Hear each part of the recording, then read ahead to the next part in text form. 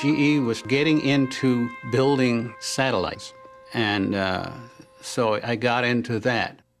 And then at that time, there was one person who was from Rome, Georgia. I'll never forget. Rome, Georgia was his home, and he thought that he could come into the place and treat Ben Szilard like, I guess maybe his parents or grandparents treated people that looked like Ben Szilard in Georgia. He'd come by and he'd like to rub my head. And I told him, I said, you know, I don't like that. Don't do that. And then one time he came by and he reached up, he rubbed my head, and I grabbed his hand. And I said, okay, let's go. I was in Louisville, Kentucky, to open the doors so that the General Electric Company would be fair and equitable to every single person that worked for that company. We called it diversity. And the job was not without fear, because the end of that first year there, the day after Christmas, our house was burned. The police were there because what they realized was that the fire was set with gasoline in the garage, and the footsteps were clear in the snow. GE stepped in and was right there to make sure that everything was taken care of, and that the kids were okay, and I was okay. I was determined to be an engineer. I graduated from college in '47. I was able to get a job as a design draftsman, and that's where I got started with my career in GE. It was a great company to work for. However, I was beaten so much by a guy named Pete Clute at playing cribbage. Now, that was the only bad time that I had, and it was really a very, very good experience. You've just met three remarkable individuals, all former GE employees. But theirs are not the only stories. There's a legacy within GE that dates back to the earliest days of the company. It's a history marked by hard work, innovation, and resilience. Some people are well known, while others toiled in the shadows. But each person you'll meet played a part in creating the GE we have today. One of GE's earliest employees was a black inventor and engineer named Lewis Howard Latimer, a charter member of the Edison Pioneers, a group of men representing the best electrical engineers in the country. Latimer's success was even more extraordinary because at the time, a black man was still not considered a full citizen. And other inventors like Granville T. Woods, known as the Black Edison. His hometown newspaper called him the greatest colored inventor in the history of the race, and equal, if not superior, to any inventor in history.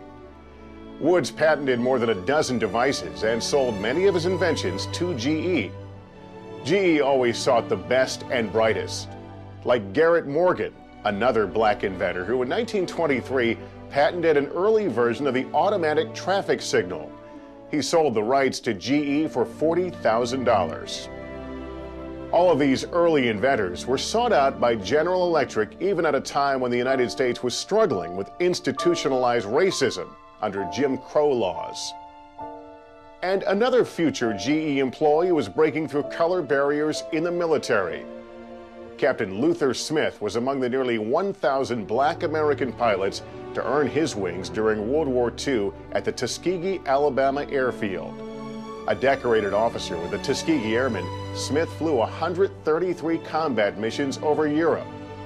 Later, he earned an engineering degree from the University of Iowa and spent 37 years as an aerospace engineer at General Electric. In 1935, Gerard Swope, the president of GE, released this statement: "There shall be no discrimination by foremen, superintendents, or any executives of the company against any employee because of race or creed, or because of an employee's membership in any fraternity, society, labor organization, or other lawful organization." This statement of equality of opportunity for all became a cornerstone of GE's policy. They actively recruited young, talented African Americans at college campuses and high schools around the country, opening the doors for many others into GE. In their own words, you'll hear the stories of some remarkable African American men and women and their living legacy at GE. I started with GE working in missile space. I was a two-bit engineer, but I did pretty good. I started off with the right attitude because I remember going to work for a tough guy. And he said, "Fred, hell, you know what the hell we're doing?" I said, "Yeah, I'll show you." And I had gotten hold of some carbide, so I'm gonna make you a rocket. And I took my piece of carbide and my paint can with flange in it and punched a hole in the bit of water and then when that gas started, he said, "You're gonna be crazy son of a bitch, you're gonna blow everybody up."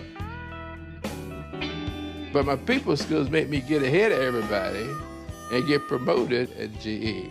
And I worked all over the middle of the United States. And we used to have a joke. We'd take my crews to eat. I'd take them to eat. And they let the waiter or somebody looking for the boss, and they sit them all the way around the room and never come to me.